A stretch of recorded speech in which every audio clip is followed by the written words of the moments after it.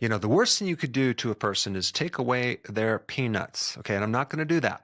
I'm just going to talk about what type of peanuts you should focus more on. Because if you end up buying the wrong type of peanuts or peanut butter, you may find that your health is going to suffer. There's this one ingredient in 80% of all peanut butter. You don't want it in your body. And if you eat the right type of peanut butter or peanuts, I don't think there's going to be a lot of health issues, but I recently started the carnivore diet just to test it out for a couple of weeks. From the elimination of the nuts, my bloating went away. So I'm not going back to peanuts. You can if it doesn't bloat you. But I have also gone back to vegetables as well. So my diet right now is a combination. It's like 50% carnivore and 50% plant-based because I do like my salads. But let's talk about the difference between conventional peanut butter or peanuts. Now, when you're consuming conventional peanuts, unfortunately, peanuts are probably one of the most heavily sprayed with pesticides and insecticides, and especially fungicides out of many different things that you might eat. A peanut is not an actual nut, it's a legume.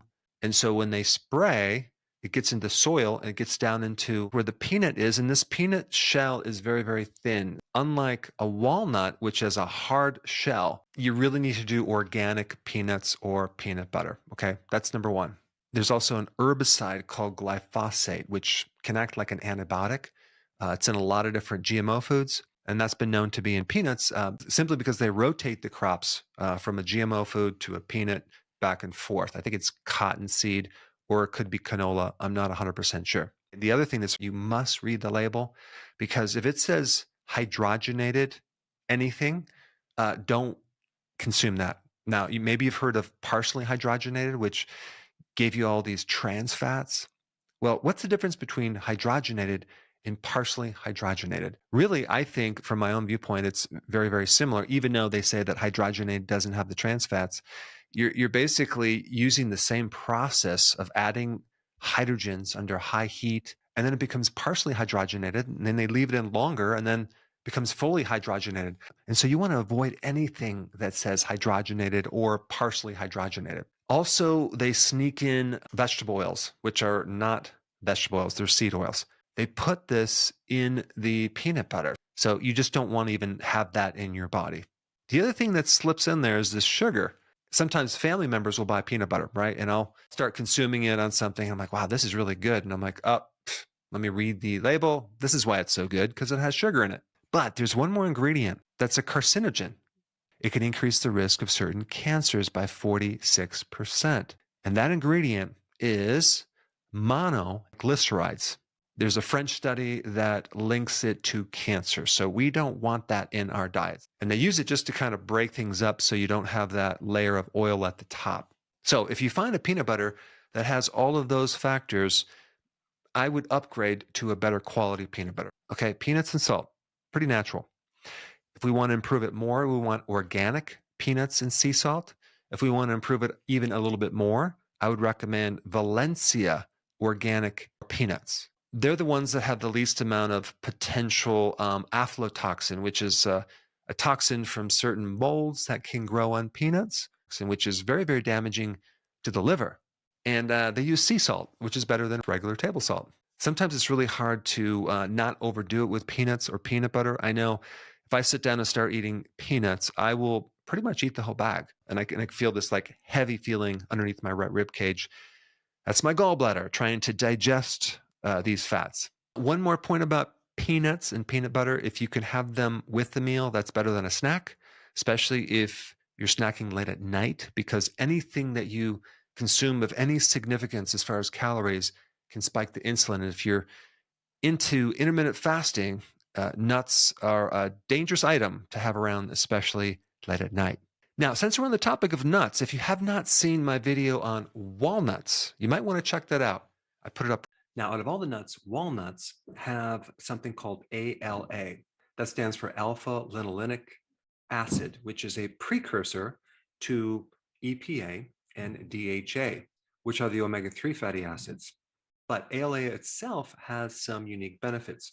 For your skin, it can actually help prevent scaly skin, dermatitis, hyperpigmentation of the skin, where you have dark blotches through the skin. It's also been known to prevent skin atrophy. And of course, if it converts to the more powerful forms of omega-3, it can help a lot of things like your heart, inflammation, brain health, and the list goes on and on and on. But you have to realize that only a percentage of ALA converts to EPA and DHA. So to convert to EPA, it's roughly about between 10 to 21%. And then converting to DHA, we're only getting between 5 to 9%. Also, there's some interesting studies that show benefits for your cardiovascular system. Yeah, 7 out of 8 of the studies showed benefits to the endothelial wall of the inside of your arteries. Now, realize these studies were not on a lot of people. So, it's a correlation, but it's not proof that it can actually help your heart. Also, it was shown that there was a shift from small particle size LDL to large particle size LDL. And walnuts have folate, vitamin E, polyphenols, and they're low in lysine and high in arginine. Now, arginine can help increase growth hormone. It can help rid excess ammonia. So it's involved in the urea cycle. Also, arginine can increase nitric oxide, which is good for blood pressure and cardiovascular health. Here's the problem with walnuts. Most people eat them raw, and they have phytates, sometimes even more than grains, and they have enzyme inhibitors, so they can create bloating. However, the solution is to germinate the walnuts. So you'd soak them in water between 24 and 48 hours, and that will remove the phytates as well as the enzyme inhibitors. Of course, you're going to have to dry them out in the oven under low heats or a dehydrator. But the problem with phytates is that phytates block certain minerals like zinc, iron, magnesium. So our bodies can tolerate a certain amount of phytates, but if we're consuming too much, that can create a problem with the mineral absorption as well as our digestion itself. Now, as far as the enzyme inhibitors, it can inhibit pepsin, which is involved in protein digestion in your stomach. It can also inhibit amylase, which has to do with carbohydrate metabolism, as well as inhibiting trypsin in your small intestine. And this is why if you eat too many nuts, you're going to feel kind of bloated and you might have constipation. However, if you germinate the nuts, you'll have much less problem. Now, recently I've been consuming these right here, sprouted organic walnuts. And it's a really good brand, but I consume these after a meal and they're quite delicious and they don't create the bloating that normal walnuts can create. But apparently they germinate these for about 48 hours. And I'll put a link down below because when I find a good quality product that people work hard at creating, I promote it. Now, one little point, I would only recommend the plain, not the other ones, because the other ones have, I think, some honey, which I don't recommend. Now, if you haven't seen my other video I did on pistachios, let me put that up right here. Check it out.